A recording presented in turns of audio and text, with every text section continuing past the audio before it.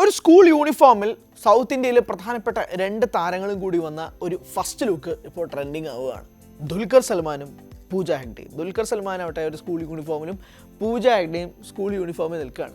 ചിത്രത്തിൻ്റെ പേര് ശ്രീ എന്നാണ്. ഇതിൻ്റെ ഫസ്റ്റ് ലുക്ക് പോസ്റ്ററാണ് ഇപ്പോൾ പുറത്തുവിട്ടിരിക്കുന്നത്. തെലുഗു, തമിഴ്, മലയാളം, ഹിന്ദി എന്നീ ഭാഷകളായിരിക്കും വരുന്നത്. എനിക്ക് തോന്നുന്നു തെലുങ്കിലായിരിക്കും ഇത് ഒറിജിനലി ഷൂട്ട് ചെയ്യുന്നത്. തെലുങ്ക് സിനിമയായിട്ട് തന്നെയാണ്.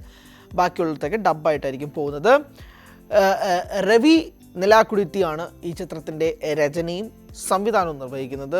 നിർമ്മിച്ചിരിക്കുന്നത് സുധാകർ ചെറുകുരിയാണ് ഈ ചിത്രത്തിൻ്റെ നിർമ്മാതാവ്. എന്തായാലും ദുൽഖറിനെ സംബന്ധിച്ചിടത്തോളം തെലുങ്ക് നാട്, ദുൽഖർ ഇപ്പോൾ പ്രധാനമായും ലീഡ് റോളുകൾ ചെയ്യുകയും അവിടെ ഏറ്റവും വലിയ സ്റ്റാറായിട്ട് മാറുകയും ചെയ്തു. അതായത് അങ്ങനെയാണ്. ഇപ്പോൾ മലയാളത്തിൽ ഇപ്പോൾ ഐ എം ഗെയിമിന് വേണ്ടിയിട്ട് ദുൽഖർ മലയാളി ആരാധകർ കട്ട വെയിറ്റിംഗ് ആണ്. പക്ഷേ തെലുങ്കിലേക്കൊക്കെ ദുൽഖറിൻ്റെ സ്റ്റാർഡമൊക്കെ എങ്ങോട്ടോ പോയി, എവിടെയോ പോയി അല്ലേ. ലക്കി ഭാസ്കർ ആയാലും കാന്ത ആയാലും അവിടെ തൊടുന്നതെല്ലാം ഹിറ്റാക്കി ദുൽഖർ മാറ്റുന്നുണ്ട്. അപ്പോൾ അതിൻ്റെ കൂട്ടത്തിലാണ് ഇപ്പോൾ ശ്രീ എന്ന പുതിയ പ്രോജക്റ്റുമായിട്ട് ദുൽഖർ എത്തുന്നത്.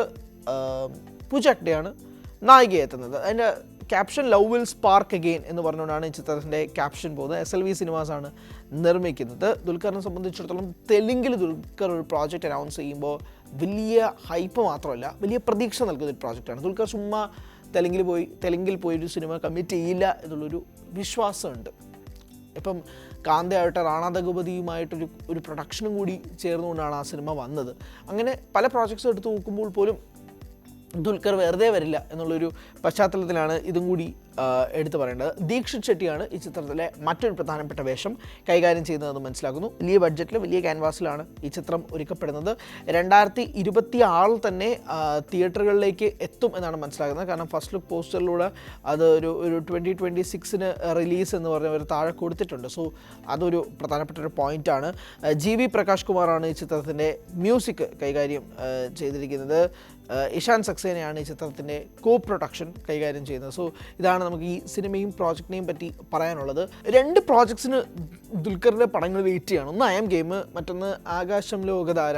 ആ 2 പടത്തിനും വേണ്ടി ഞാൻ വെയിറ്റ് ചെയ്യണം. പ്രത്യേകിച്ച് ആകാശം ലോകധാര അങ്ങനെയാണ് പ്രൊനൗൺസ് ചെയ്ത് ഞാൻ വിശ്വസിക്കുന്നത്. അതിൻ്റെ ഫസ്റ്റ് ലുക്ക് പോസ്റ്റേഴ്സൊക്കെ ഭയങ്കര രസമായിരുന്നു. അതിൻ്റെ ഗ്ലിംസസും രസമായിരുന്നു. സോ ഈ 2 പ്രോജക്ട്സുമാണ് വെയിറ്റ് ചെയ്യുന്നത് റിലീസിന് വേണ്ടിയിട്ട്. ആകാശം ലോകധാര ഒരു തെലുങ്ക് പടമാണ്. ഐ എം ഗെയിം നഹാസ് ഹിദായത്ത് സംവിധാനം ചെയ്യുന്ന സിനിമയും കൂടിയാണ്. അതിനും കട്ട വെയിറ്റിംഗ് ആണ്. ആഫ്റ്റർ ആർഡിക്സ് നഹാസിൻ്റെ പടമാണ്. അതെങ്ങനെയായിരിക്കും എന്നതും കൂടി വെയിറ്റ് ചെയ്യാണ്. സോ ശ്രീയാണ് ഏറ്റവും പുതിയ പ്രോജക്റ്റായിട്ട് ദുൽഖറിൻ്റെ ഭാഗത്തു നിന്നും അണിയറയിൽ ഒരുങ്ങുന്നത്. കൂടുതൽ വാർത്തകൾക്ക് News 18 Keralam YouTube channel subscribe ചെയ്യുക.